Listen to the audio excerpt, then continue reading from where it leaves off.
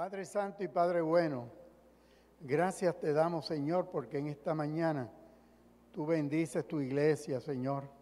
Tú bendices este grupo de hermanos que están aquí y tú bendices a los hermanos que vienen de camino y a aquellos que no han podido estar con nosotros.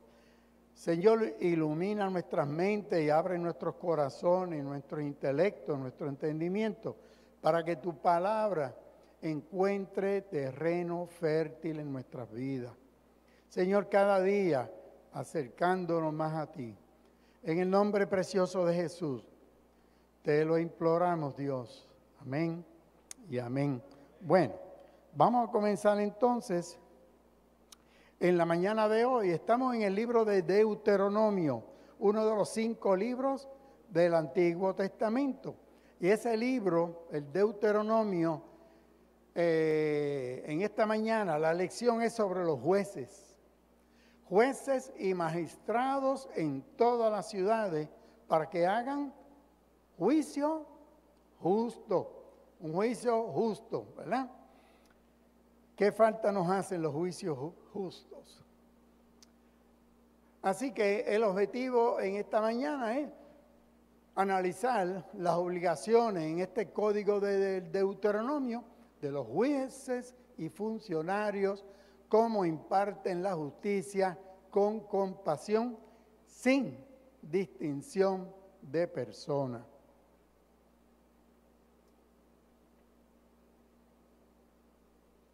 La sana administración de los tribunales era una pieza clave para garantizar el buen funcionamiento de la sociedad. Bueno, vamos entonces nosotros a ubicarnos en ese tiempo. En ese tiempo,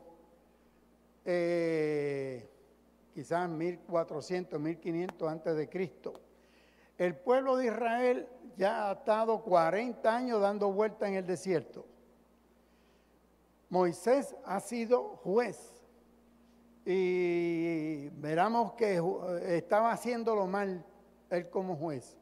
Y tuvo que venir el suegro, Jetro, y decirle, te vas a fundir, estás quemado, esto no es la forma de hacerlo. Y su suegro le dijo, mira, divide la gente de grupos de 1000, grupos de 100, grupos de 50, grupos de 10, pones un líder en cada grupo de esos. En el de 10, 1. En el de 100, 1. Y así, de todas formas, que esos sean los que resuelvan las cosas, las boberías del día a día. Cuando haya algo difícil, sé tú el juez. Así que Jetro, el suegro de Moisés, le dio la idea de cómo hacer una estructura administrativa de tribunales, en donde hay tribunales de primera instancia, de apelación y un tribunal supremo. Y así fue que siguió y se repartió la justicia allí. Y eso es lo que vamos a entender hoy. Y ese es el sistema que nosotros tenemos. Jueces municipales, juez de distrito, juez del apelativo, juez del Supremo de apelación federal y juez del Tribunal Federal. Autor Moisés, fecha 1400 años antes de Cristo, ¿verdad? ¿Por qué este libro se llama Deuteronomio? Este libro se llama Deuteronomio, que es la palabra que se le dio en griego, pero en el original hebreo se le llama estas son las palabras. Es la palabra que hay en hebreo es estas son las palabras. Al traducir al griego le pusieron ese nombre Deuteronomio, que significa segunda ley o repetición de la ley. ¿Por qué segunda o repetición? Porque la ley, ¿cuándo Dios le dio la ley al hombre? En el monte Sinaí. ¿Y qué hizo Moisés con las tablas de la ley que Dios le dio? Las rompió en un ataque de cólera, un ataque de coraje, le dio contra el suelo y rompió todas las tablas de la ley. Por lo tanto, Dios en su infinita misericordia y paciencia le dio un segundo set de tablas Así que Deuteronomio 1:1 comienza, estas son las palabras, en hebreo, Ele Hat Barim, que significa, estas son las palabras.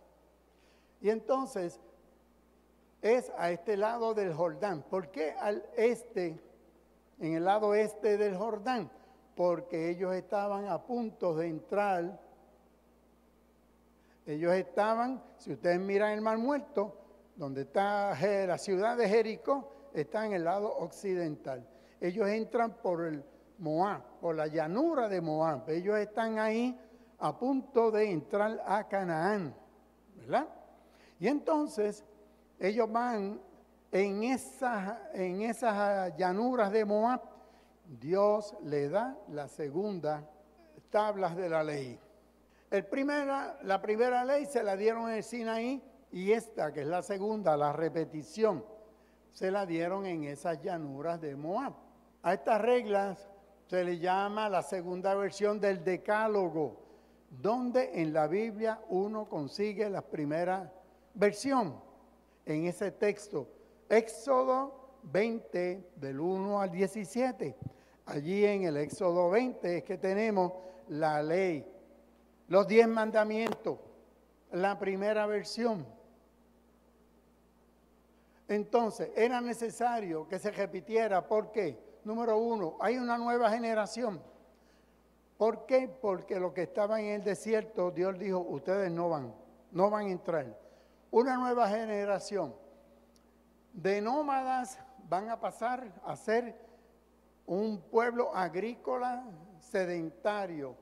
Hay una influencia de dioses paganos terrible en Canaán. Y cuarto, el pacto era válido todavía. Así que hay 4 razones por las cuales el pueblo había que leerle la cartilla, como diríamos, nuevamente.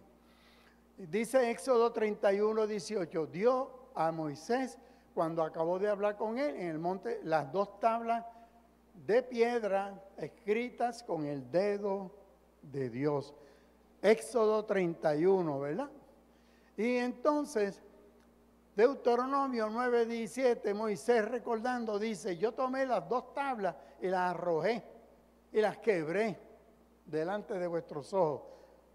Les está recordando por qué rompió la ley. Si ustedes no van a cumplirla, pues la embarato. Y entonces Deuteronomio 10:4 dice que él, Dios, escribió en las tablas lo mismo que había escrito antes, los 10 mandamientos.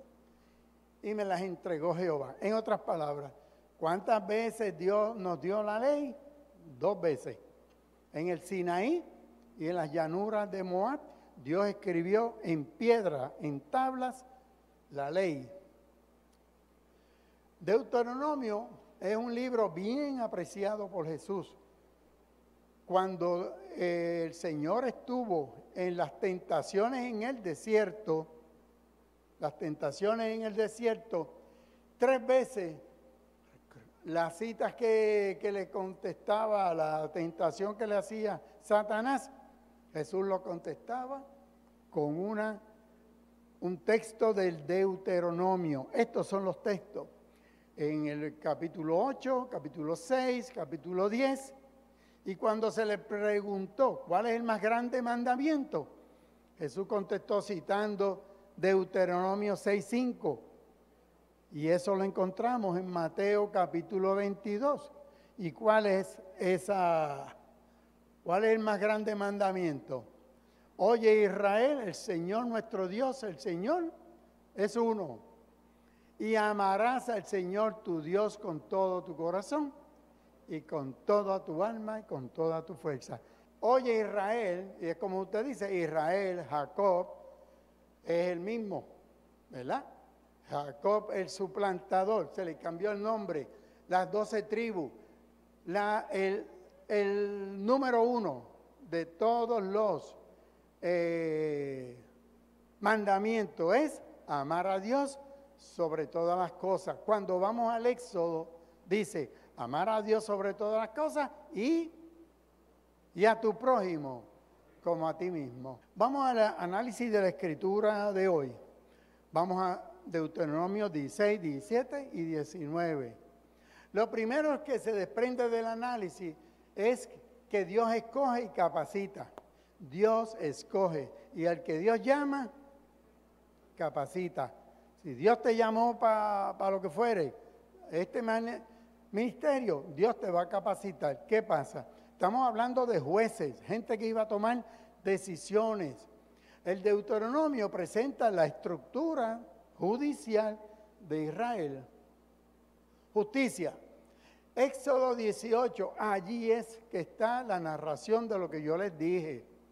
El suegro, Jetro, vio que Moisés estaba explotado desde la mañana hasta por la noche, tratando de responder a las distintas problemas que habían. Y Jetro le dice, mira, tú no puedes con esto. Haz lo que yo te digo. El suegro de Moisés le dijo, esto que haces no está bien, te vas a cansar, es demasiado pesado hacerlo tú solo. ¿Verdad? Que a veces nosotros queremos hacerlo todo, somos el hombre orquesta. Y en la iglesia no podemos ni en ningún lado, podemos trabajar así, hay que aprender a delegar. Y entonces Jetro, el suegro de Moisés, le dice, no, estás haciéndolo bien mal. Enséñale las ordenanzas y las leyes, enséñale cómo conducirse. Escoge gente respetable, temerosos de Dios, confiables, que no sean ambiciosos. Ponlo al frente del grupo de 1,000, 100, 50 y 10, para que juzguen al pueblo. Y así te remitan a ti solamente asuntos de gravedad. En otras palabras, Moisés era entonces el Tribunal Supremo. En ese momento, las boberías que las resuelvan ellos, porque Moisés se echó toda la carga encima y eso no puede ser. Deuteronomio 1, 12 al 18, empieza Moisés diciendo que buscó gente, hombres sabios, entendidos, con experiencia, y les ordené jueces. La palabra en hebreo de jueces también es líder. O sea, en otras palabras, el juez era un líder de ese grupo. Era el que era la última palabra en ese grupo. Y al dictar sentencia, estos jueces sean gente que no hagan distinción de personas, que atiendan al débil y al poderoso, que no tengan miedo de nadie, porque el juicio, ¿de quién es? De Dios, en última instancia. Igualito que en los tribunales hoy, ¿verdad? Esto es un problema serio, no tan solo en Puerto Rico. En todas las ciudades que el Señor tu Dios te dará, pondrás jueces y oficiales de tus tribus. O sea que es la misma estructura, seguimos hablando, en otras palabras, ¿de dónde viene? ¿Cuál fue el mandato? No te eches toda la carga, tú no eres el hombre orquesta, te vas a fundir, no puedes. Y eso fue lo que hizo Moisés, cuando entran a la llanura de Moab, que dejan el desierto, de cada tribu se hizo lo que él le había dicho, los 1,000, los 100, los 10. Unas instrucciones específicas a los jueces. ¿Cuáles son? 1, no tuerzas el derecho. 2, no hagas acepción de personas. 3, no aceptes soborno. Ahora ustedes se ponen a pensar. El Estado de Derecho en Puerto Rico, en Estados Unidos, ¿a qué responden?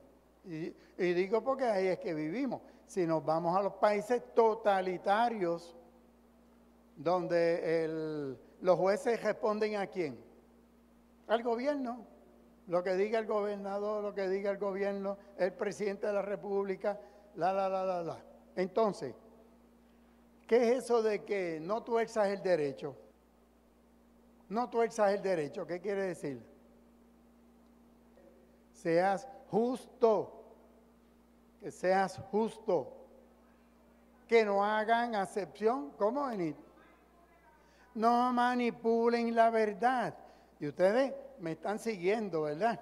Y en Puerto Rico, ¿qué hemos vivido durante el último año? Todo lo contrario.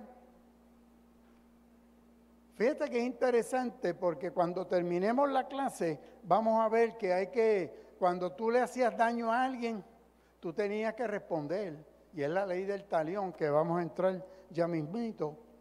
Sin embargo, hoy en día, por ejemplo, tú vienes y chocas con alguien, lo lastimas. ¿Qué tú tienes que hacer? ¿A qué te obliga la ley? Los daños tienes que pagarle, ¿verdad? Y si se golpeó físicamente, más todavía. Un médico comete la llamada impericia, que a veces son resultados malos, inherentes a los procesos. Pero ¿qué hay que hacer? Pagar con dinero. Ahora bien, ahora viene la pregunta. Un juez se equivoca. ¿Cómo responde ese juez? Y ese silencio, ¿por qué? No responden. Son vacas sagradas, no se les puede tocar. Y al contrario, el Tribunal Supremo los protege. Y hemos visto cómo se ha tratado en los últimos tiempos de callar a los periodistas, utilizar el poder judicial. ¿Cuántas veces no se han equivocado los tribunales? Los jueces son seres humanos y se equivocan. ¿Cuántas veces? Por eso es que la mayoría en Puerto Rico, 80 años atrás, decidió que la pena de muerte no se podía aplicar. Es difícil de uno aceptarla porque es que se van a equivocar y van a matar a alguien inocente que se ha probado hoy en día con el DNA y con todas estas cosas. Gente que estuvo 20 años presa en el corredor de la muerte, luego se demostró que eran inocentes. Se equivocaron los jueces, se equivocan los jurados, se equivocan los seres humanos, pero en el sistema, pues ellos son intocables. El soborno era recibir dinero para la balanza de la justicia, yo inclinarla, porque recibí un dinero. No tuerzas el derecho, en Puerto Rico lo hemos torcido de todos lados. Por eso es que nosotros como cristianos tenemos que estar alerta, ¿verdad? Acepción de personas, no, porque la acepción de personas, salud. Vamos al libro de Santiago, en Santiago nos lo dice, que ya ahí viene alguien bien vestido, y lo dice el apóstol Santiago en su epístola, lo sientan al frente, pero no está bien vestido, medio, tú atrás. Como que le dice, no pases vergüenza, deja que te digan, mira tú, fulano, vente al frente. No te sientes al frente, que de momento te digan, no, a ti te toca atrás. Acepción de personas, hasta en la iglesia primitiva ocurría. Tú haz justicia, eso va con los jueces, haz justicia, no te vendas como se venden. El que me diga que no, no ahora, de toda la vida, pero entonces son intocables. Todo el mundo paga en la sociedad, menos ellos, no pagan sus mejores. Otros los revocan y ya, y no ha pasado nada. Entonces, decisiones legales de sacerdotes y jueces. Las decisiones, eso era en cuanto al carácter y la persona de ese juez que se iba a escoger. Recuerden, volviendo para atrás, Jetro le dice a Moisés, mira, date tranquilito, no te eches toda la carga, tú no puedes, reparte el trabajo. Y lo más difícil, que te lo lleven a ti. Y ahí quedaron. De esos candidatos que tengan esta y estas cualidades. Y ahora vamos más específicamente a esos jueces. Lo primero es Deuteronomio 17:6. Quien sea condenado a muerte solo podrá morir por el testimonio de quién. ¿Para qué era eso? Esa reglamentación. Porque venía cualquiera, un testigo. La Biblia prohíbe que un solo testigo sea suficiente para condenar a muerte a alguien. Nosotros vamos más para atrás. El tema de la pena capital ha estado en discusión en la iglesia, en el Estado, por años de años. La mayoría de los estados en Estados Unidos han abolido la pena de muerte. Quedan en algunos sitios, en Florida, en Texas, no recuerdo California, que son los estados grandes. Pero la mayoría de los estados han abolido. ¿Por qué? Por esto mismo, porque estás decidiendo la vida y la muerte de una persona cuando el sistema puede fallar. Es más, confiando y confesando la persona que mató, ¿cuántas veces se ha visto después con el tiempo que fue que lo obligaron, lo persuadieron, hasta que la persona aceptó una cosa que no había hecho? Muchas veces hay personas que no están bien de la mente. Así que, pero la Biblia señala en el Deuteronomio, la ley decía, para tú declarar a muerte a alguien tiene que haber 2 o 3 testigos. Menos de eso no se puede. Entonces, nadie podrá morir por el testimonio de un solo testigo. Menos mal que en Puerto Rico no tenemos un referéndum para volver a esto. Hay un libro que se llama Los que murieron en la horca. Es un libro como del 1930, 40, por allá. Los últimos que murieron en la horca en Puerto Rico, Arroyo y Clemente. ¿De dónde? De raza negra, de barrios pobres, que eran los que siempre iban a la horca. O sea, el pudiente, ese no iba a la horca. Pero gracias al Señor, pues, hace como más de 80 años en Puerto Rico se abolió, pero hubo... Aquí en el castillo, ahí los ahorcaban.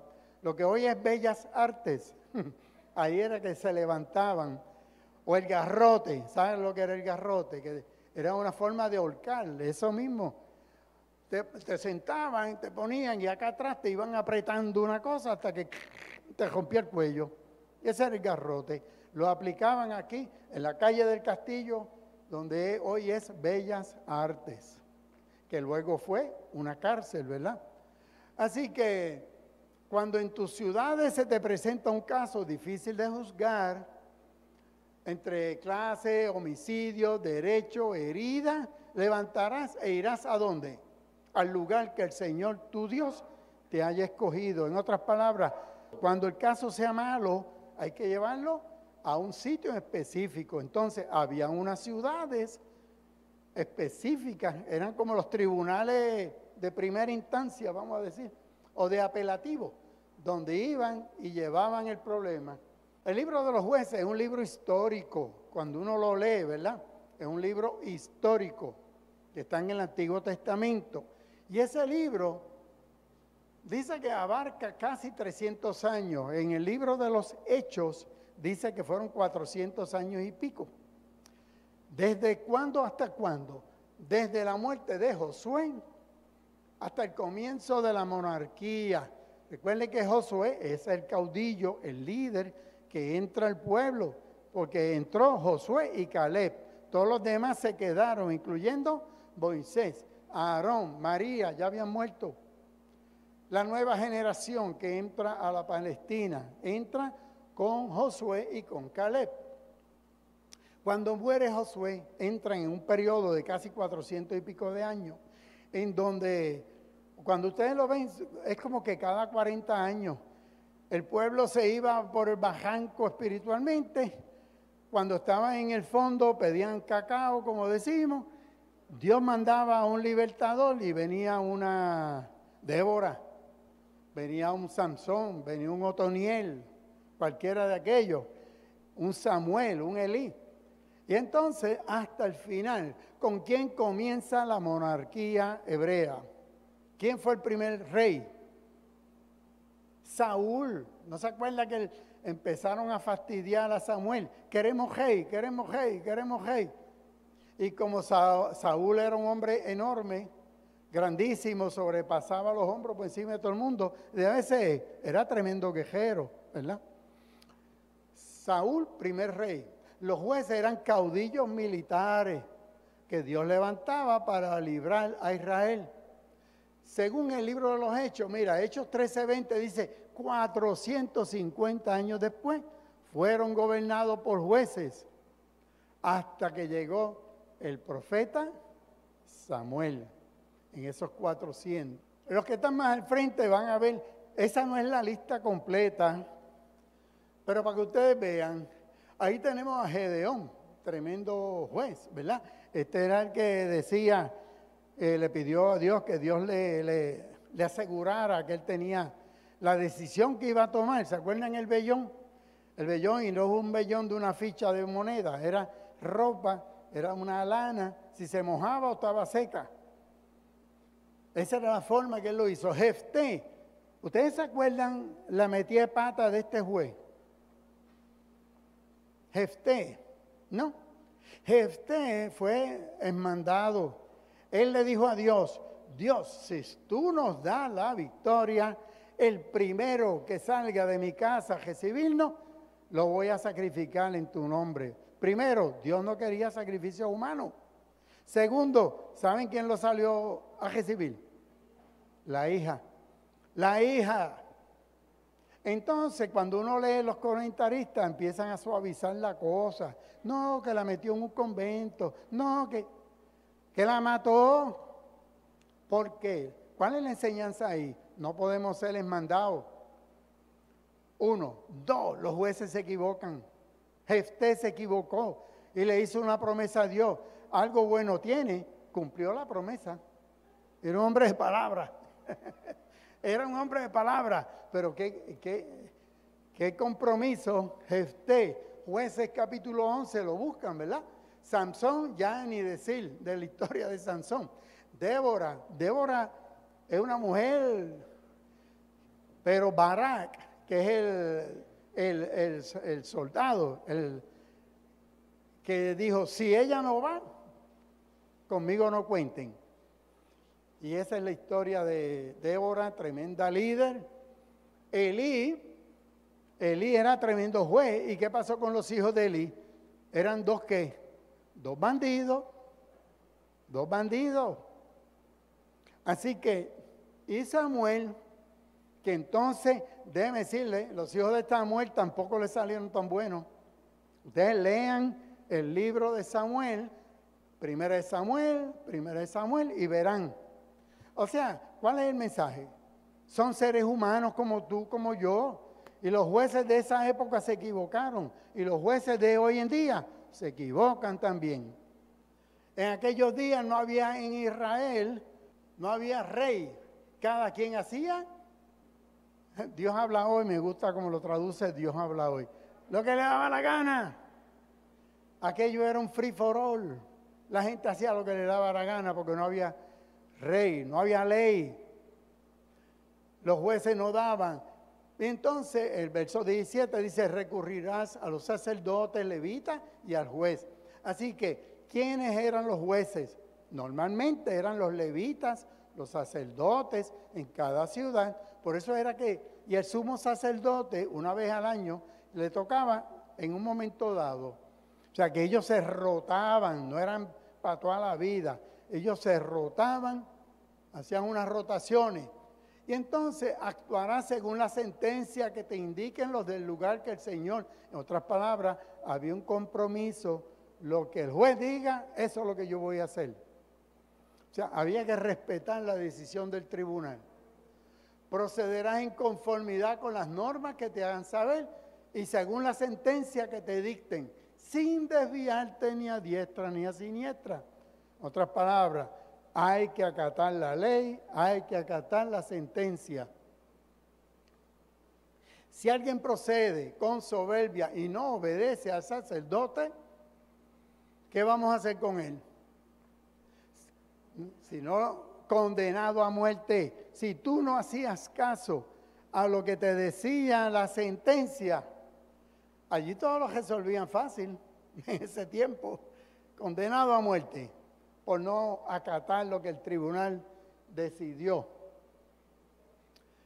Verso 13, y todo el pueblo lo sabrá y te temerá y no se envanecerá. En otras palabras, hay que estar tranquilitos. Entonces, ley sobre los testigos, ya vamos a la última parte.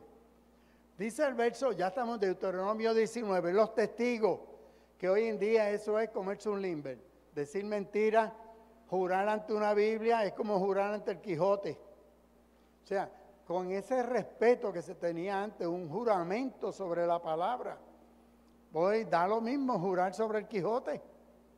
Y entonces, en este tiempo dice, en caso de que alguna ofensa cometida, no se tomará en cuenta contra nadie un solo testigo. No sirve un solo testigo. La acusación se mantendrá solo si hay 2 o 3 testigos, ¿verdad? Números capítulo 35 dice, todo el que dé muerte a alguien es un homicida, será condenado a muerte por el testimonio de varios testigos. Un solo testigo no basta para condenar a muerte. Eso me suena a las leyes que se han aprobado ahora, que tiene que ser unanimidad para ser condenado a alguien, ¿verdad? Especialmente a muerte. Unanimidad. Cuando algún testigo acuse falsamente, aquí vienen los embustes, los falsos testimonios, las dos partes se presentarán delante del Señor y delante de sacerdotes y jueces, que en esos días estén en funciones. Y los jueces investigarán el caso. Y si el testigo resulta que está metiéndole paquete, que ha dicho mentira, que es un testigo falso, que es un falso testimonio, ¿qué íbamos a hacer con él? Se hará con él lo que él había pensado hacer con su hermano. Así quitarás el mal de en medio de ti. En otras palabras, si alguien acusaba de qué sé yo, de haber robado 3 ganados, 3 vacas a un vecino, y resulta que era falso, él tenía que darle 3 vacas al vecino. O sea, que era equivalente a lo, y si era, mira lo serio que era esto, si el falso testimonio era acusándolo de homicidio a la otra persona, ¿cuál tú crees que era el castigo? Muerte al falso testigo. Esto era bien serio. Esto no es como, oye, como comerse un limber, decir 3 paquetes a frente al juez, al que sea. Y el resto de la gente se enterará y temerá y no volverá a cometer una maldad semejante. O sea, que eran bien. Entonces, hay un texto ahí que estremece. Usted sabe que hay textos de terror en la Escritura, ¿verdad? Este es uno de ellos. No tengas compasión. Yo imagino a Cristo oyendo esto. No tengas compasión. Recuerde que el Antiguo Testamento va subiendo, va creciendo la revelación hasta que llegamos a Cristo y la nueva revelación. Por lo tanto, no tengas compasión de nadie, vida por vida, ojo por ojo, diente por diente, mano por mano, pie por pie. Esa es la ley de ¿qué? Talionis, ¿verdad? La ley del talión. La ley del talión es una ley que ocurría en todo el mundo antiguo. Lo más probable que los hebreos la aprendieron en Egipto, pero en toda la Mesopotamia se hablaba de esta ley. Le hacían variaciones, pero está en la Escritura, y por eso es que ha sido el Antiguo Testamento, y los que se aferran al Antiguo Testamento, pues a veces son bien rajatabla, porque no hay no tengas compasión. Ese es el mensaje de Cristo. Entonces, Deuteronomio 13, si tu propio hermano, tu hijo, tu hija, tu mujer, no acepte su propuesta, no le hagas caso, no los compadezcas, no le tengas misericordia, ni a tu hijo, ni a tu mujer, ni a tu hermano, ni a tu amigo, no le tengas misericordia. Al contrario, dale muerte. Wow, dale muerte. Y sé tú el primero que arroja la piedra. A tu mujer, a tu hijo, al que fuera. O sea, son unas leyes, son unos textos de terror. El primero en levantar la mano serás tú. El testimonio falso presentado ante un tribunal no quedará impune. La pena será consona con la sentencia que hubiere recibido el acusado. La sentencia pronunciada por los jueces de la corte se llama la lex talionis, la ley de la retribución del diente por diente, ojo por ojo. Pero el propósito de esta ley es limitar la venganza. Fíjate qué interesante, uno piensa que es una ley bien severa, pero es al revés, es una ley para evitar que el que tenía que cobrar lo que le llaman la venganza de sangre fuera más allá de lo que le tocaba. Digamos, este mató a alguien, pues a ese es que le toca morir, no es a ese y a la mujer y a los hijos. O sea, la ley del talión era para limitar la venganza, no darle rienda suelta. La ley del talión, mira, aparece en Éxodo 21, Levítico 24, Deuteronomio 19, o sea que se repite en varios textos bíblicos. Éxodo 21 dice, en caso de muerte pagará vida por vida, ojo por ojo, diente por diente, mano por mano, pie por pie, quemadura por quemadura, herida por herida, golpe por golpe. Esa piedra que ustedes ven ahí se llama la piedra de Hammurabi. Hammurabi fue un rey. Si ustedes ven allá arriba, los que están cerca, Hammurabi el rey está sentado y ahí el dios Shamash. Es un dios de esta gente, de los babilónicos, que era el dios sol.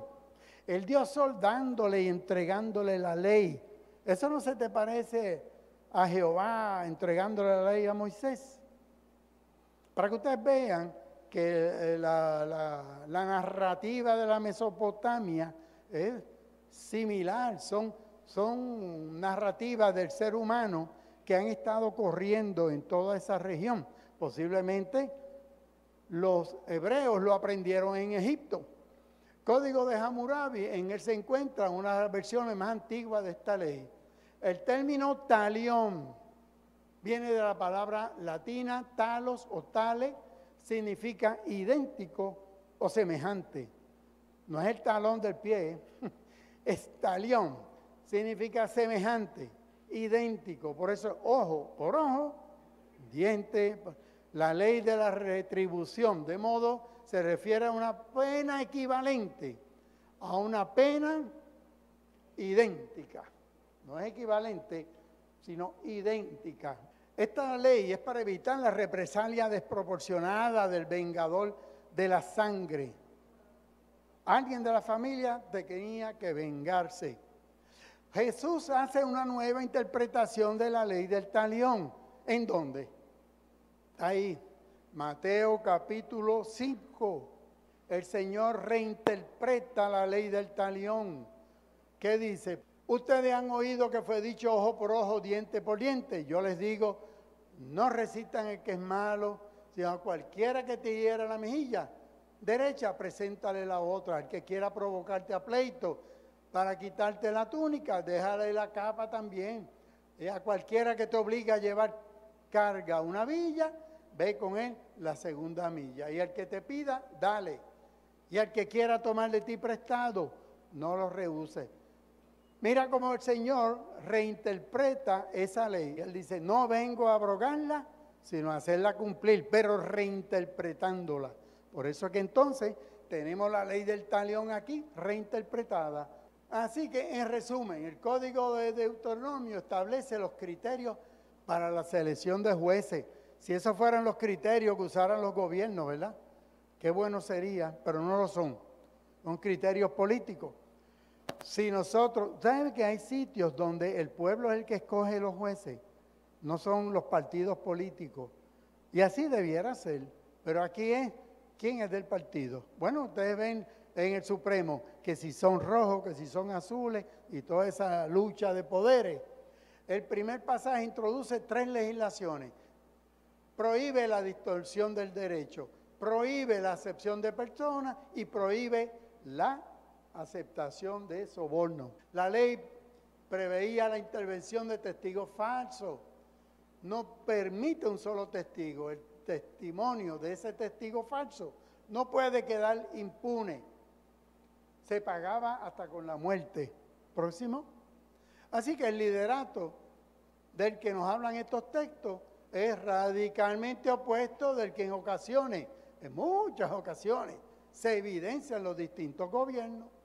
La lección de hoy exige líderes incorruptibles, comprometidos con la verdad, la justicia y el bienestar común. Por eso, y no estamos no vamos a votar todavía hasta en 3 años, quedarnos en nuestras casas porque no me gustan, después nos tenemos que chupar, como dicen, al que pongan ahí.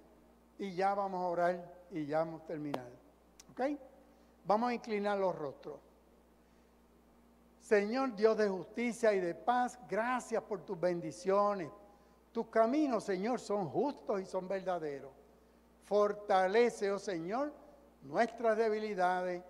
Ayúdanos a ser líderes honestos, sin doblez, tal y como lo fue Jesús aquí en la tierra. Necesitamos de tu fuerza para combatir las tentaciones que invitan a forjar un liderazgo basado en la mentira, la soberbia y la injusticia.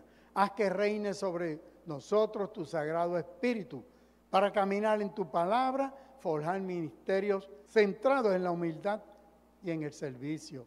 Lo pedimos en el nombre de Jesús. Amén y amén. Nada, es una clase media extraña, pero nos pone a reflexionar que no hay nada nuevo bajo el sol y que tenemos que estar atentos. Dios les bendiga, Dios les guarde.